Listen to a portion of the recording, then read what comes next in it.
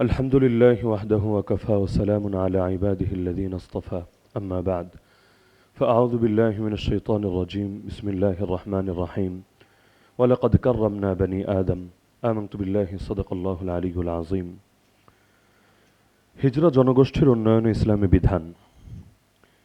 আমরা কয়েকটা উপশিরোনামের অধীনে এই বিষয়ে আলোচনা করব। প্রথম বিষয় হলো হিজরাদের ব্যাপারে ইসলামের দৃষ্টিভঙ্গি কি। মহান আল্লাহ তাআলা মানুষকে সৃষ্টির সেরা এবং সর্বাধিক সম্মান ও মর্যাদার আসন দান করেছেন। আল্লাহ তাআলা বলেন, ওয়ালাকাদ কাররামনা বনি আদম ওয়া হামালনাহুম ফিল বাররি ওয়াল বাহর ওয়া রাযাকনাহুম মিনাত তাইয়্যিবাত ওয়া ফাদ্দালনাহুম আলা কাসীরিম মিম্মান খালাকনা তাফদীলা।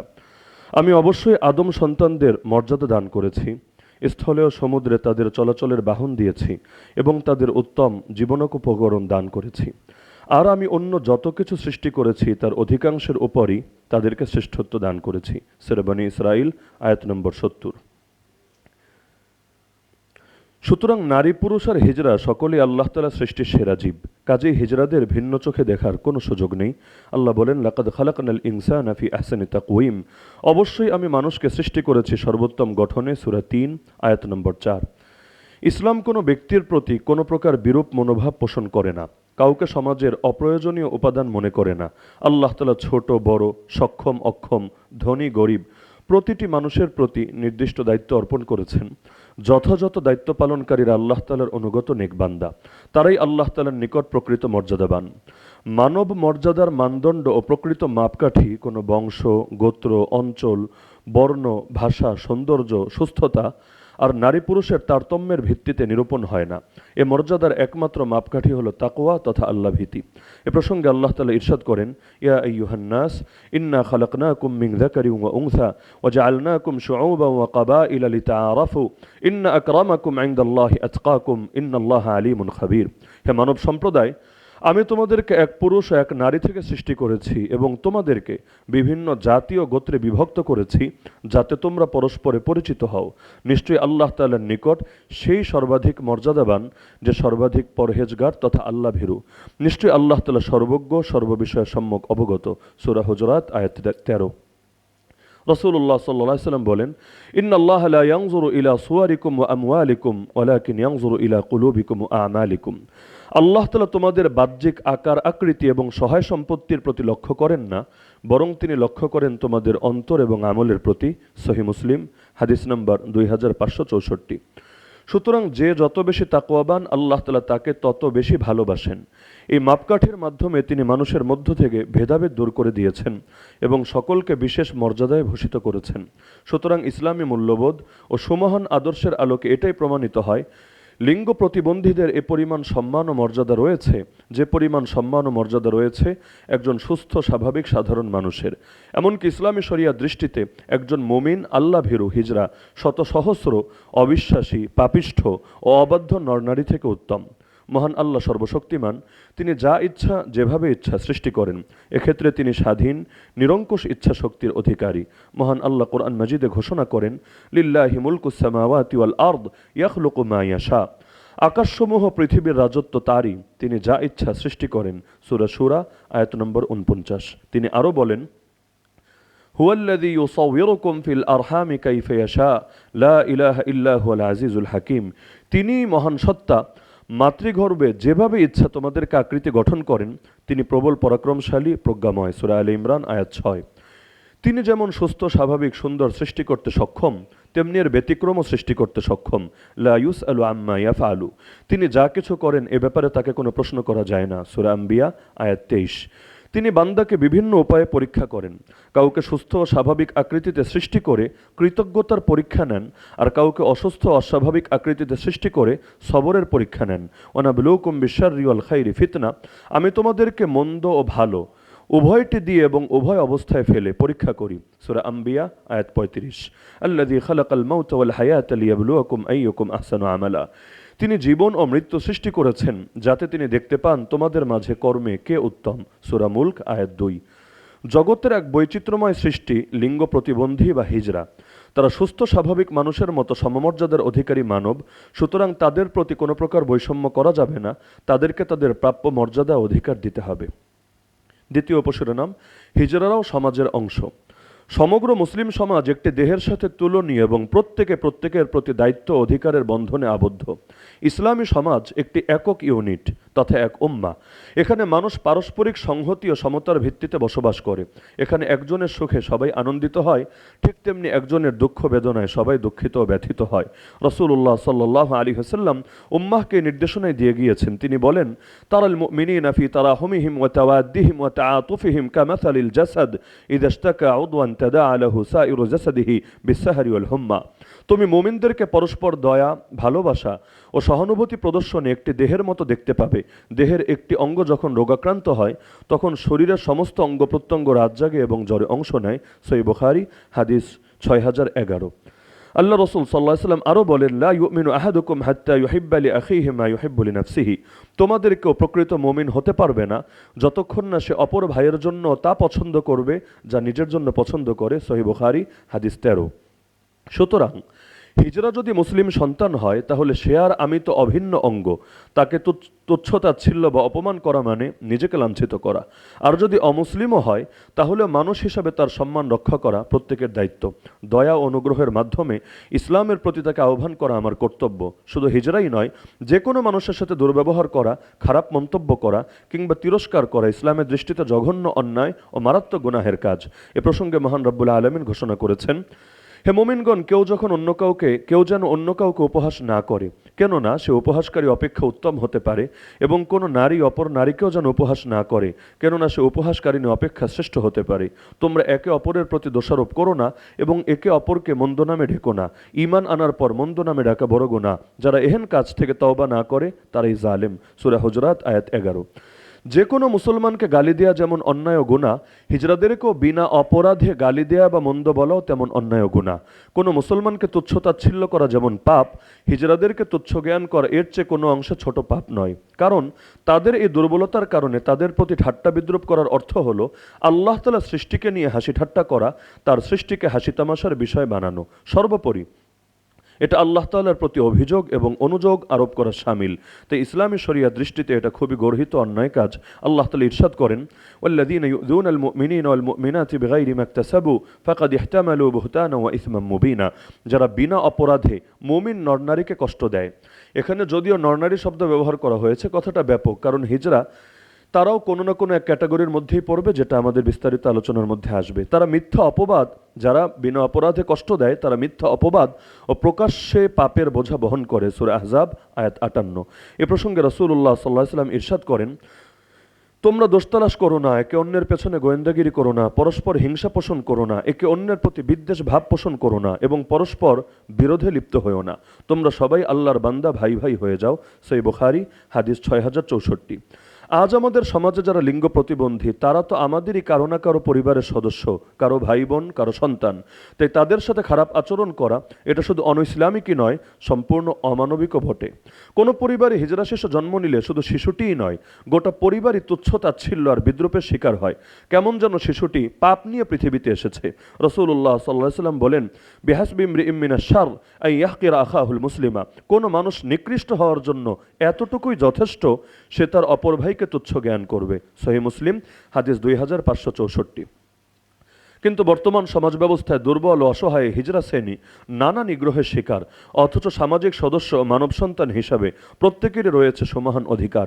ইসলাম তাদেরকে সমাজের সদস্য গণ্য করে তাদের অধিকার বিষয়ে গুরুত্বপূর্ণ ভূমিকা রেখেছে, যার দৃষ্টান্ত বিরল। এজন্য ইসলামী মূল্যবোধ, নীতি নৈতিকতা ও সুমহান আদর্শের ভিত্তিতে এটাই প্রমাণিত হয় যে হিজরাদের ততটুকু মানমর্যাদা রয়েছে যতটুকু সম্মান ও মর্যাদা রয়েছে একজন সুস্থ মুসলমানের। অনুরূপভাবে একজন হিজরার ততখানি সামাজিক, রাজনৈতিক ও ধর্মীয় অধিকার রয়েছে যতটুকু অধিকার রয়েছে একজন সুস্থ ও সবল মানুষের।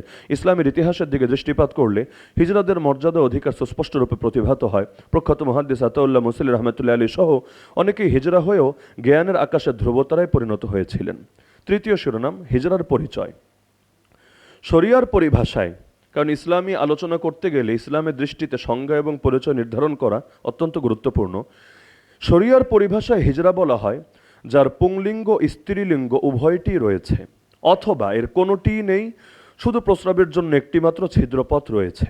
সংক্ষেপে, একই দেহে স্ত্রী ও পুংচিহ্ন যুক্ত অথবা উভয় চিহ্ন চিহ্ন মানে নিদর্শন বিযুক্ত মানুষই হলো লিঙ্গ প্রতিবন্ধী বা হিজড়া।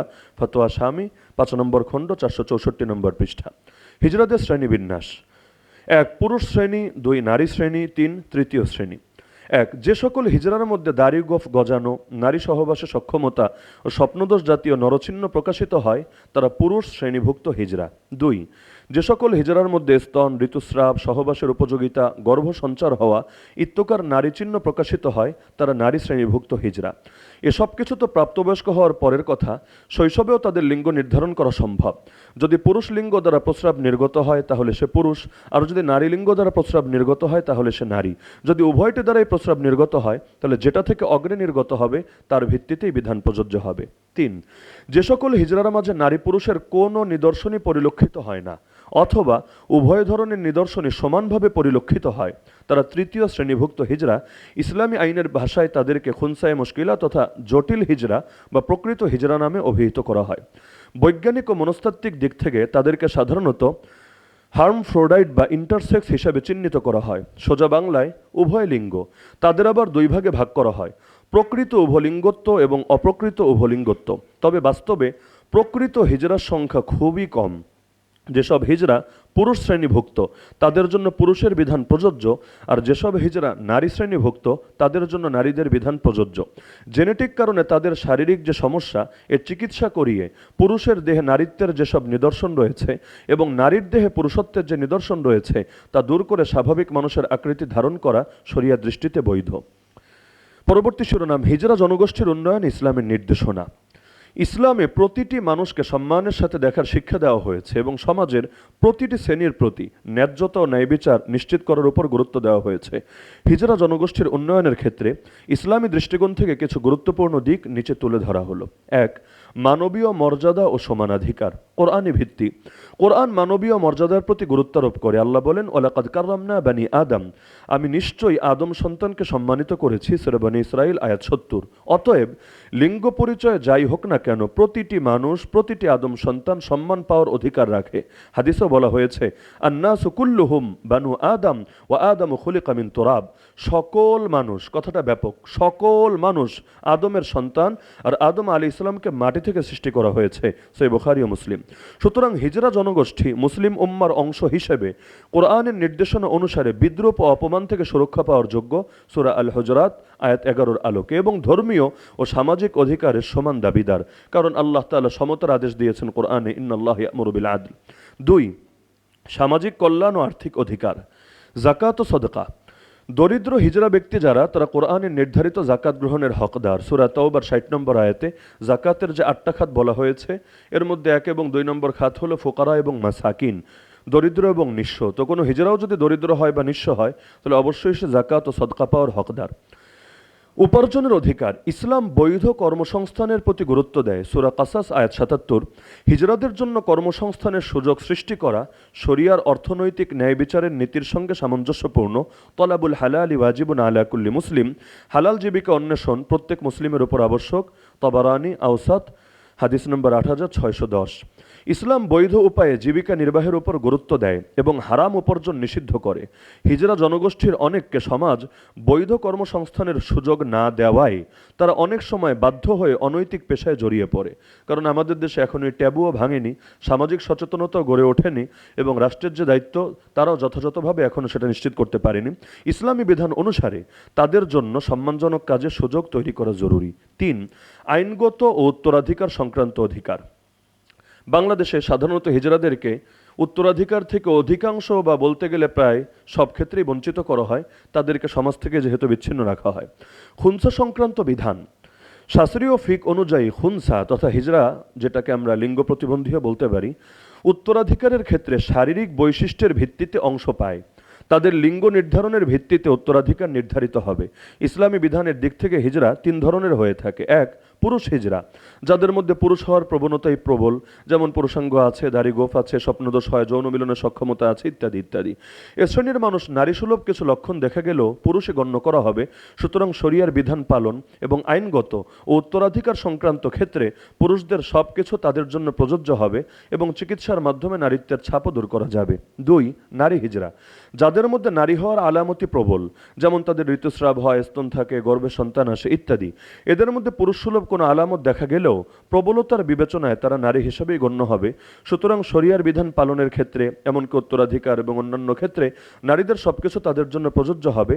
তাদের জন্য পুরুষত্বের ছাপ দূর করে ফেলা ইসলামে বৈধ। 3.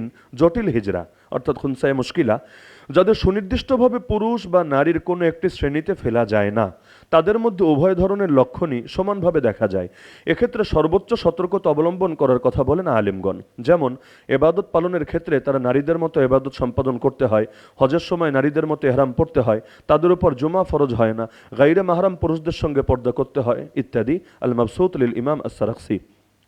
হিজরাদের মধ্যে যাদের উল্লেখিত ইসলামের নীতি অনুসারে পুরুষ হিসাবে চিহ্নিত করা যাবে তারা পুরুষ হিসাবে সমাজে পরিচিত হবে, এবং যাদের নারী হিসাবে চিহ্নিত করা যাবে তারা নারী হিসাবেই সমাজে পরিচিত হবে। সম্পদের উত্তরাধিকার থেকে শুরু করে সব মৌলিক অধিকারের ক্ষেত্রে এই নীতি অনুসৃত হবে। আব্দুল্লাহ বিন আব্বাস রাদিয়াল্লাহু আনহুমা বর্ণনা করেন, আন রাসূলুল্লাহ সাল্লাল্লাহু আলাইহি ওয়াসাল্লাম সুইলা আন মাউলুদিন উলিদা লাহু কুবুলুন ওয়া যুকুরুন وذكر من أين يورث فقال النبي صلى الله عليه وسلم يورث من حيث يبول। রাসূলুল্লাহ সাল্লাল্লাহু আলাইহি ওয়াসাল্লামকে কোনো এক গোত্রের নবজাতকের মিরাস সম্পর্কে জিজ্ঞাসা করা হলো যে নারী পুরুষ কোনোটাই না, অর্থাৎ উভয় লিঙ্গই তার আছে। উত্তরে তিনি বললেন তার প্রস্রাবের পথকে কেন্দ্র করে তার মিরাস প্রাপ্তির বিষয়টি নির্ণীত হবে। আর সুনানুল কুবরা লিল বাইহাকি 6 নম্বর খণ্ড 26 নম্বর পৃষ্ঠা। তবে এই হাদিসে সনদে দুর্বলতা রয়েছে, কিন্তু এই হাদিসে যে কথাটা এসেছে ব্যাপারে ইমামগণের ঐকমত্য রয়েছে। আন্না আলিয়ান রাদিয়াল্লাহু আনহু সুইলা আনিল মাউলুদ লা ইউদরা রাজুলুন আম ইমরাআহ ফাকাল আলিউন রাদিয়াল্লাহু আন ইউরাসু মিন হাইসু ইয়াবুল। হযরত আলী রাদিয়াল্লাহু আনহুকে যে নবজাতকের নারী পুরুষ হওয়ার বিষয়টি স্পষ্ট নয় তার সম্পর্কে জানতে চাওয়া হলে তিনি বলেন এমন শিশুর প্রস্রাবের অবস্থা নির্ণয় করে উত্তরাধিকার দেওয়া হবে। সুনানুল কুবরা 12294। তবে জটিল হিজরাদের ক্ষেত্রে যেহেতু লিঙ্গ নির্ধারণ জটিল হয়ে যায়, তাই তাদের সম্পদের উত্তরাধিকারে তুলনামূলক কম অংশটি দেওয়া হবে। অর্থাৎ তাকে পুরুষ ধরা হলে যদি তার অংশ বেশি হয় তবে তাকে নারী ধরে হিসাব করতে হবে। পক্ষান্তরে যদি নারী হিসাব করলে তার অংশ বেশি হয়ে যায় তবে তাকে পুরুষ হিসাবে বিবেচনা করে সম্পদ ভাগ করতে হবে। আল মাবসুত লিস সারাখসি। এটার মূল কারণ হলো সতর্কতার কারণে, যাতে করে তার হারাম ভক্ষণ না হয়ে যায় এবং তাকে তার যেটা প্রাপ্য না অতিরিক্ত না দেওয়া হয়। কারণ কম অংশ দিলে এটা নিশ্চিতভাবে তার প্রাপ্য, এটা নিয়ে দ্বিধা থাকে না। কিন্তু যদি অতিরিক্তটা দিয়ে দেওয়া হয় তাহলে দ্বিধা যেহেতু রয়েছে, এটা হালালও হতে পারে তার জন্য, হারামও হতে পারে, ওই আশঙ্কার কারণে এখানে সতর্কতার উপর ইমামরা ফতোয়া দিয়েছেন। উদাহরণস্বরূপ, যদি কোনো মৃত ব্যক্তি এক ছেলে, এক মেয়ে ও একজন হিজরা সন্তান রেখে মারা যায় তাহলে হিজরাকে মেয়ের সমপরিমাণ অংশ দেওয়া হবে। তদ্রূপ মৃত ব্যক্তি যদি এক ছেলে এবং এক হিজরা রেখে মারা যায়, অর্থাৎ মেয়ে নাই, তাহলে ছেলে পাবে 2/3 সম্পদ আর হিজরা পাবে 1/3 সম্পদ, অর্থাৎ ছেলের অর্ধেক। ফতোয়া শামী 10 নম্বর খণ্ড 450 নম্বর পৃষ্ঠা, আল মাওসুআতুল ফিকহিয়া আল কুয়েতিয়া 20 নম্বর খণ্ড 32 নম্বর পৃষ্ঠা, আর রাজি শারহে সিরাজি 94 নম্বর পৃষ্ঠা। হিজরা হওয়া যেহেতু এক ধরনের প্রতিবন্ধিত্ব, শারীরিক জটিলতা, তাই এর চিকিৎসা করানো সব অভিভাবকের কর্তব্য।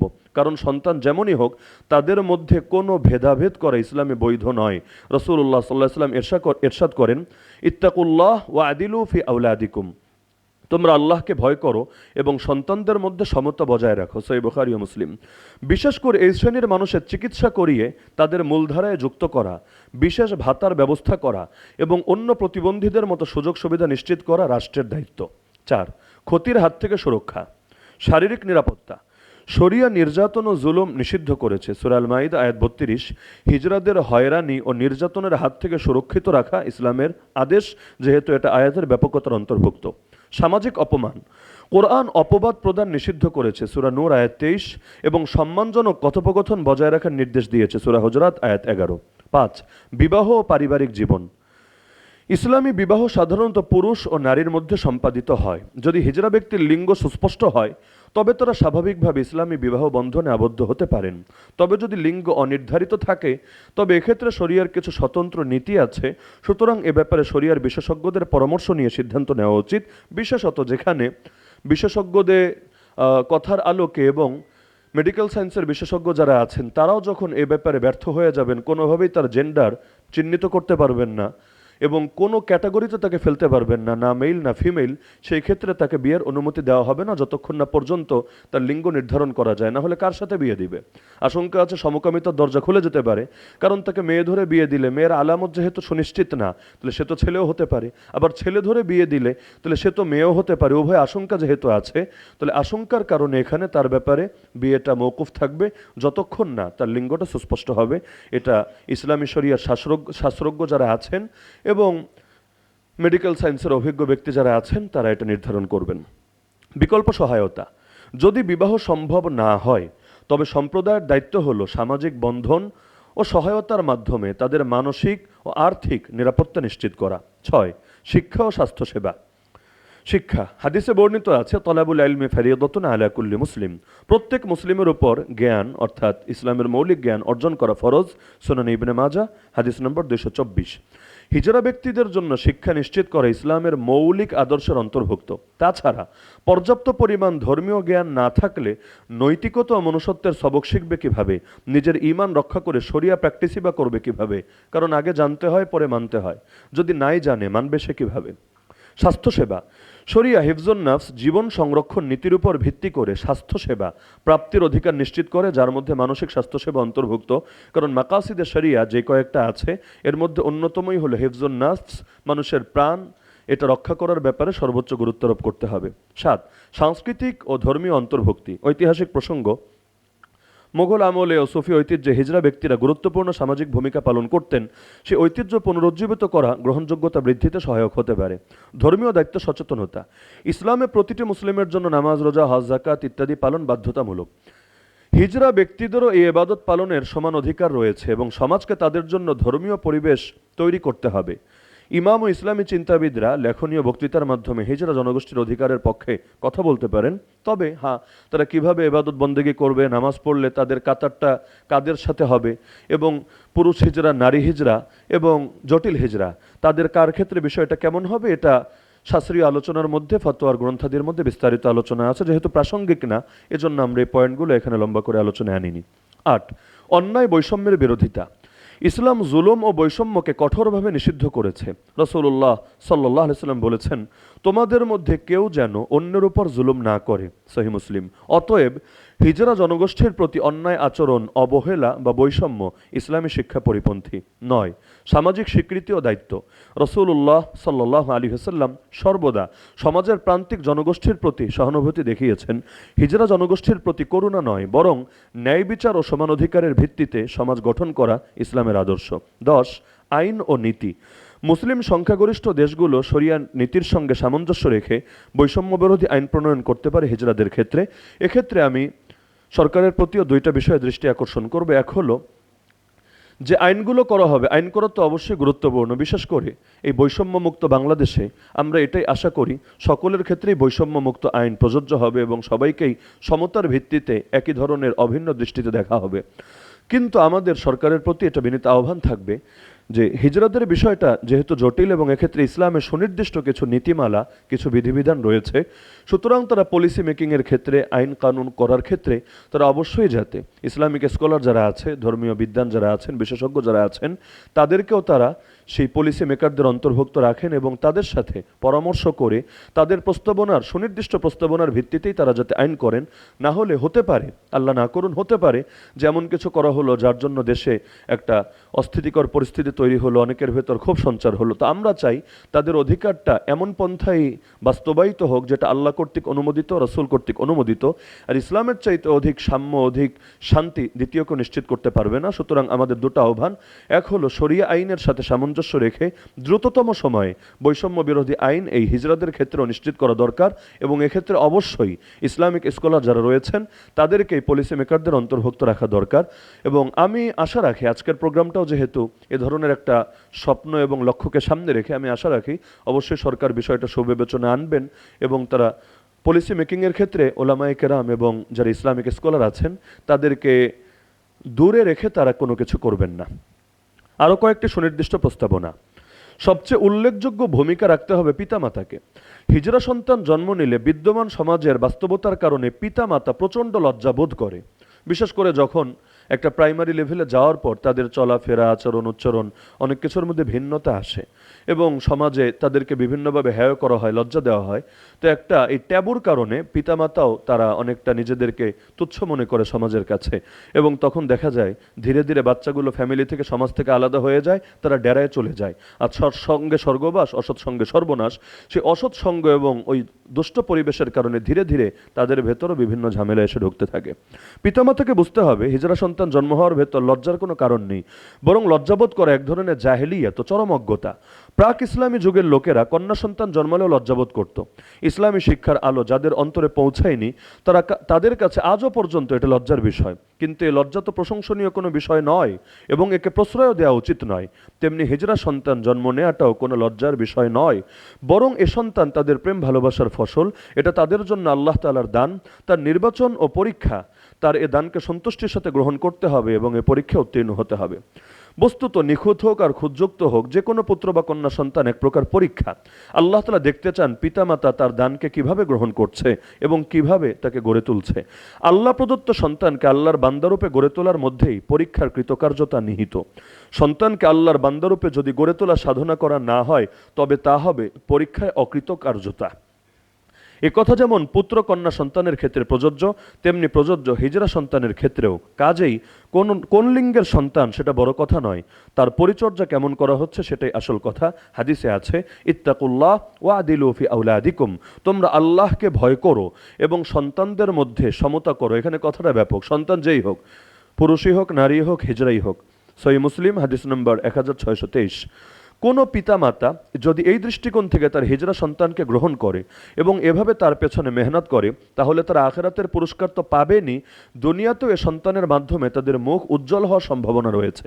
তাদের পরিচর্যার ফলে সে সন্তানটি এমন কৃতিত্ববান হয়ে উঠতে পারে যে তাকে নিয়ে সকলে গর্ব করবে এবং তার যোগ্যতা ও প্রতিভা দ্বারা যুগ ও সমাজের অভাবনীয় কল্যাণ সাধিত হবে। আমরা যেমন এখন ইমাম আতাউল্লাহ মুসলি রহমতুল্লাহ আলাইহিকে গর্বের সাথে উল্লেখ করছি, যদিও হিজরা ছিলেন। একইভাবে আজকের যারা হিজরা আছে তারাও যদি জ্ঞান বিজ্ঞানে এবং ধর্মীয় ক্ষেত্রে ভালো অবদান রাখতে পারে, অবশ্যই দেশ ও জাতি তাদেরকে নিয়ে, তাদের পিতামাতাকে নিয়েও গর্ব করবে। 2, সমাজের প্রতিটি মানুষের দায়িত্ব কর্তব্য হিজড়াদের প্রতি সম্মানজনক আচরণ করা এবং তাদের প্রতি পূর্বের সব ধরনের নেতিবাচক মনোভাব পরিহার করা। হাদিসে আছে, আর রাহিমুনা ইয়ারহামুহুমুর রহমান ইরহামু মান ফিল আরদ ইয়ারহামকুম মান ফিস সামা। দয়াকারীদের উপর রহমান আল্লাহ দয়া করবেন, তোমরা পৃথিবীবাসীদের উপর দয়া করো, আকাশের অধিপতি তোমাদের উপর দয়া করবেন। সুনান তিরমিজি হাদিস নম্বর 1924। আইন ও সাংবিধানিক অধিকার নিশ্চিত করার জন্য উদ্যোগ গ্রহণ করা। 4, তাদের জন্য বিভিন্ন তরবিয়াতি কর্মশালা ও প্রশিক্ষণমূলক কর্মসূচি গ্রহণ করা। 5, পূর্ণমাত্রায় বিকশিত হওয়ার অধিকার, বেঁচে থাকার অধিকার এবং সর্বক্ষেত্রে বৈষম্য মুক্ত সমান আইনি স্বীকৃতি নিশ্চিত করা। 6, তাদের যোগ্যতা ও দক্ষতার পরিপূর্ণ মূল্যায়ন করার ব্যবস্থা নেওয়া। 7, তাদের জন্য সামাজিক পরিবেশ সৃষ্টির পাশাপাশি সামাজিক সচেতনতা বৃদ্ধিমূলক পদক্ষেপ গ্রহণ করা। 8, গৃহহীন হিজড়াদের জন্য নানা পর্যায়ে আবাসন প্রকল্প চালু করা, যেখানে স্বল্প মূল্যে বাসস্থান, চিকিৎসা, বিনোদন, সেবা যত্ন ও খাদ্যের নিশ্চয়তা থাকবে। 9, বৃদ্ধ বয়সে তাদের জন্য সরকারি ভাতা প্রদানের ব্যবস্থা করা। 10, তাদের জন্য এমন অনুকূল পরিবেশ সৃষ্টি করা যাতে তারা বয়ঃসন্ধিক্ষণের এক পর্যায়ে বাড়ি ছেড়ে রাস্তায় বা ডেরায় বের হতে বাধ্য না হয়, তাদেরকে স্বাভাবিকভাবেই বেড়ে ওঠার সুযোগ প্রদান করা। 11, সমাজ, অর্থনীতি ও রাষ্ট্র সর্বক্ষেত্রে তাদের কার্যকরভাবে অংশগ্রহণ এবং সরকারি বেসরকারি প্রতিষ্ঠানে চাকুরিতে নিয়োগদানের ব্যবস্থা গ্রহণ করা। 12, তাদের উত্তরাধিকার নিশ্চিত করা এবং নিজ পরিবারের সাথে সমাজে বসবাস করার ব্যবস্থা করা। 13, তাদের জন্য বিনামূল্যে সুচিকিৎসার ব্যবস্থা করা, তাদের লিঙ্গ নির্ধারণের উপযুক্ত সময়ে তারা যেন চিকিৎসা সহায়তা লাভ করতে পারে সেজন্য সামাজিক ও রাষ্ট্রীয়ভাবে সহযোগিতার হাত প্রসারিত করা। 14, হিজড়াদের প্রতি পিতামাতা এবং অন্যান্য আত্মীয় স্বজনদের দায়িত্ব পালনে উৎসাহিত করা, আর এজন্য ইসলামী ব্যক্তিত্বগণ, আলেম ওলামা, মসজিদের ইমাম ও খতিবরা অগ্রণী ভূমিকা রাখা। 15, ইতোমধ্যে যে সকল হিজড়া প্রাপ্তবয়স্ক হয়ে গেছে সমন্বিত উদ্যোগ গ্রহণ করে তাদেরকে সমাজের মূল স্রোতে নিয়ে আসা। বিষয়টি কঠিন হলেও পণ্ডশ্রম হবে না কিছুতেই। কারণ এটা আজ না হলেও 5 বছর পর 10 বছর পর চেষ্টা চালাতে থাকলে একসময় সফলতা আসবে। তারাও যে সম্মানিত মানুষ, এই বোধ যদি জাগ্রত করে দেওয়া যায়, তবে পুনর্বাসনের প্রচেষ্টায় তাদের পক্ষ থেকেও সহযোগিতা পাওয়া যাবে এবং নিজেকে সমাজ প্রতিষ্ঠার সকল প্রচেষ্টায় ব্যাপৃত করবে। ফলে তাকে তার পরিবার ও সমাজের সাথে যুক্ত করে জীবনযাপনের স্বাভাবিক ধারায় নিয়ে আসা যাবে। এজন্য প্রয়োজন সর্বমহলের সুচিন্তিত, সুপরিকল্পিত ও সমুন্নত উদ্যোগ। এ সকল বিষয় সামনে রেখে বাংলাদেশে হিজরা সম্প্রদায়কে সব ধরনের সামাজিক ও নাগরিক অধিকার প্রদান করা একটি মানবিক ও নৈতিক দায়িত্ব। সাথে সাথে আরও প্রয়োজন দাওয়াতি মেহনত। আল্লাহ রসুল বলেন, আলাইকা বিল জামা ফাইন্না যিবা ইয়াকুলুল কাসিয়া, তুমি জামাতকে আঁকড়ে থাকো, কারণ বিচ্ছিন্ন প্রাণীকে নেকড়ে খেয়ে ফেলে। মুসনাদ আহমদ হাদিস নম্বর 21710। তাহলে বোঝা গেল আল্লাহ রসুলের হাদিস থেকেও এটা স্পষ্ট প্রমাণিত হয়, মুসলমান ঐক্যবদ্ধ থাকবে, সঙ্গবদ্ধ থাকবে, বিচ্ছিন্ন জীবনযাপন করবে না। কারণ বিচ্ছিন্ন থাকলে শয়তান তাকে লুফে নেবে, যেভাবে নেকড়ে বাঘ এসে বিভিন্ন প্রাণীকে খেয়ে ফেলে। 16, লিঙ্গ প্রতিবন্ধীকে বোঝানোর চেষ্টা করতে হবে যে সেও একজন মর্যাদাবান মানুষ ও মুসলিম। বাংলাদেশে যারা হিজরা জনগোষ্ঠী আছে, অনেকে এটা জানেই না তার উপর ইসলামী শরীয়ত কি কি ফরজ করে দিয়েছে। তাকেও যে কবরে প্রশ্ন করা হবে, কিয়ামতের দিন তার আমলও যে মাপা হবে মিজানে, এই বোধ এবং এই সচেতনতাই তাদের ভেতর জাগ্রত নেই। তো হিজরা যেহেতু মর্যাদাবান মানুষ ও মুসলিম, সে হিসাবে তার অনেক দায়িত্ব ও কর্তব্য রয়েছে। একজন দায়িত্বশীল মানুষ হিসাবে সেও শরিয়ার আওতাধীন। শরিয়া থেকে সমাজের গলগ্রহ নয়, সামাজিক ভার বহনের মহিমা দান করেছে। সেই মহিমায় উদ্ভাসিত হওয়ার জন্য তাকে গণমানুষের স্রোতে মিশে যেতে হবে। তবে অবশ্যই যার জন্য যে বিধান সেটা সামনে রেখে, কারণ আমরা পূর্বে আলোচনা করেছি সব হিজরা এক শ্রেণীভুক্ত না, কেউ পুরুষ শ্রেণী, কেউ নারী শ্রেণী, কেউ জটিল শ্রেণী। তো সুতরাং তাদেরকে শরিয়ার রুলসগুলো ফলো করেই গণমানুষের সাথে মিশে যেতে হবে। এমন যাতে না হয় সবাইকে এক ক্যাটাগরিতে ফেলে মসজিদ করে দেওয়া হলো হিজরা মসজিদ, সেখানে নারী হিজরা, পুরুষ হিজরা, জটিল হিজরা একসাথে স্বাভাবিকভাবে একভাবে নামাজ আদায় করছে। মাদ্রাসা করে দেওয়া হলো, সেখানে গিয়ে সবাই একসাথে থাকছে, একসাথে ঘুমাচ্ছে না, বরঞ্চ এখানে ক্যাটাগরিগুলো ভাগ করে নিতে হবে এবং যে যেই ক্যাটাগরিতে পড়ে তার সাথে সেভাবেই শরিয়ার রুলসগুলো বাস্তবায়ন করতে হবে। কুল্লুকুম রাইন ওয়া কুল্লুকুম মাসউলুন আন রাইয়াতিহি, নবীজি বলেন তোমাদের প্রত্যেকেই দায়িত্বশীল এবং প্রত্যেককে নিজ দায়িত্ব সম্পর্কে জিজ্ঞাসা করা হবে। সহিহ বুখারী হাদিস নম্বর 893। আল্লাহ রাসূল বলেন, আল মুসলিমু ইযা কানা ইউখালিতুন নাস ওয়া ইয়াসবিরু আলা আযাহুম খায়রুম মিনাল মুসলিম আল্লাযী লা ইউখালিতুন নাস ওয়া লা ইয়াসবিরু আলা আযাহুম।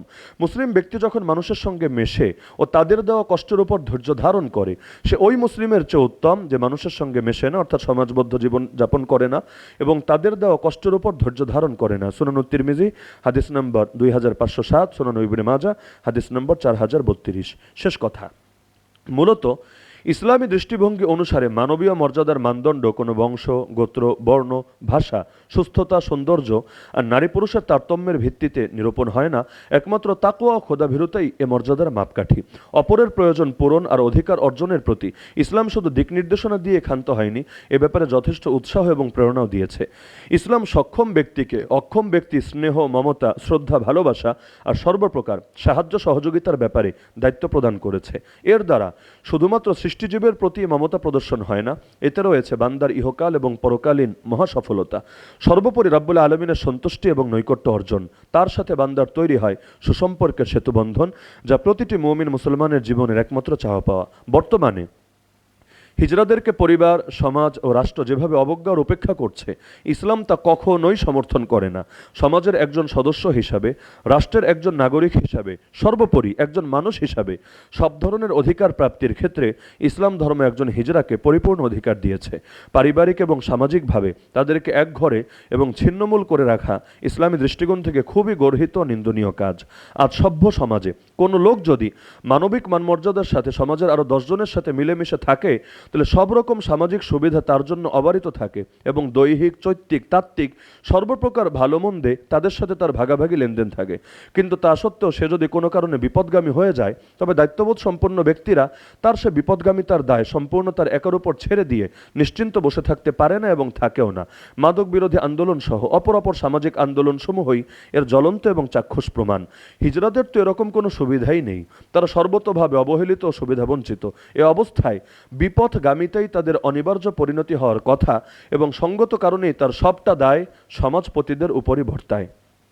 অন্যান্য প্রতিবন্ধীদের ক্ষেত্রে লক্ষ্য করা যায় তাদের প্রতিবন্ধিত্বকে কেউ স্বাভাবিকভাবে মেনে নেয় না, বরং একটি শারীরিক বা মানসিক সমস্যা বিবেচনা করে চিকিৎসার উপায় নিয়ে এগিয়ে যায়, যেন তারাও মানুষ হিসাবে সুস্থ এবং স্বাভাবিক ধারায় ফিরে আসতে পারে। ঠিক তেমনিভাবে লিঙ্গ প্রতিবন্ধীদের ব্যাপারেও যদি একটি দৃষ্টিভঙ্গি প্রদর্শন করে উপযুক্ত চিকিৎসার ব্যবস্থা করা যায়, তাহলে তাদেরকেও শারীরিক জটিলতা থেকে মুক্ত করে একটি সুস্থ ও সুনির্দিষ্ট ধারায় ফিরিয়ে আনা সম্ভব।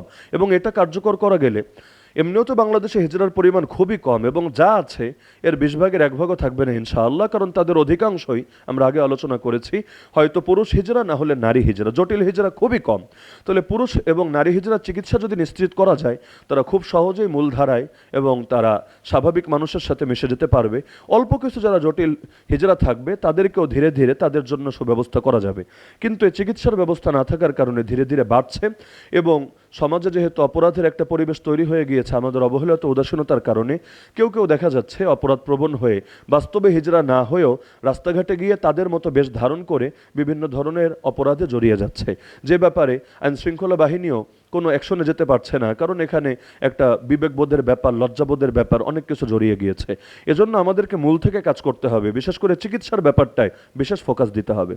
পাশাপাশি পরিবার, সমাজ এবং রাষ্ট্র যদি তাদের ব্যাপারে সচেতন হয় এবং শিক্ষা দীক্ষা সহ রাষ্ট্রীয় সকল অধিকার ও সুযোগ সুবিধা প্রদানে সচেষ্ট হয়, তাহলে অচিরেই তাদেরকে ভাসমান জীবনধারা থেকে সুস্থ, সুন্দর এবং স্বাভাবিক জীবনধারায় ফিরিয়ে আনা সম্ভব হবে।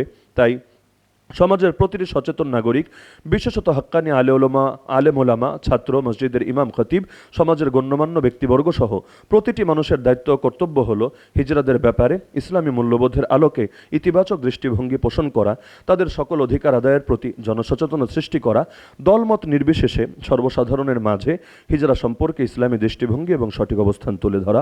আমি বিশেষভাবে ধন্যবাদ ও কৃতজ্ঞতা জানাচ্ছি যারা আজকের এই সুন্দর প্রোগ্রামের আয়োজন করেছেন, এবং বিশেষভাবে মোহাম্মদ আসাদুজ্জামান ভাই, আমি তাকে বিশেষ ধন্যবাদ জানাচ্ছি। প্রচণ্ড সফরের ব্যস্ততা এবং অত্যন্ত মাত্রাতিরিক্ত প্রোগ্রামের ব্যস্ততার ভেতরেও তার চাপাচাপি এবং আগ্রহের কারণেই মূলত কোনোটা 2 পাতা বিমানে বসে 2 পাতা গাড়িতে বসে এভাবে পুরো কিনোটটা আমি প্রস্তুত করেছি বা করতে বাধ্য হয়েছি। তো তিনি যে কষ্ট করেছেন, পরিশ্রম দিয়েছেন, দোয়া করি আল্লাহ তাআলা তাকে সর্বোত্তম বদলা দান করুন, দুনিয়া এবং আখিরাতে তাকে এর জন্য সর্বোত্তম বিনিময় দান করুন, এবং তিনি যে স্বপ্ন দেখছেন এবং আমরাও যে আশা লালন করছি, আল্লাহ তাআলা সেই পরিবেশ অতি দ্রুত সময় অবতীর্ণ করুন। হিজরা জনগোষ্ঠীর উন্নয়ন, ইসলামের যে বিধিবিধান রয়েছে এগুলো সমাজে বাস্তবায়নের তৌফিক দান করুন। শেষ করছি, সরকারকে আবারও এই দুটো বিষয় আমি বিশেষভাবে একটু স্মরণ করিয়ে দিয়ে, যে এই বৈষম্য মুক্ত বাংলাদেশ, বৈষম্য বিরোধী লড়াইয়ের পর যে নতুন বাংলাদেশ আমরা পেয়েছি, অতি দ্রুততম সময়ে যাতে হিজড়াদের ব্যাপারেও বৈষম্যহীন আইন করা হয় এবং তাদের যা প্রাপ্য এগুলো তাদেরকে বুঝিয়ে দেওয়ার ব্যবস্থা করা হয়, এবং এক্ষেত্রে অবশ্যই ইসলামিক স্কলার যারা আছে, ধর্মীয় বিদ্বান এবং জ্ঞানী যারা রয়েছে, তাদেরকে সাথে নিয়ে তাদের পরামর্শ, প্রস্তাব এবং দিক নির্দেশনার আলোকেই যাতে পলিসি মেকিং করা হয়। আল্লাহ সবাইকে তৌফিক দান করুন, আমিন। আসসালামু আলাইকুম ওয়া রাহমাতুল্লাহি ওয়া বারাকাতুহু।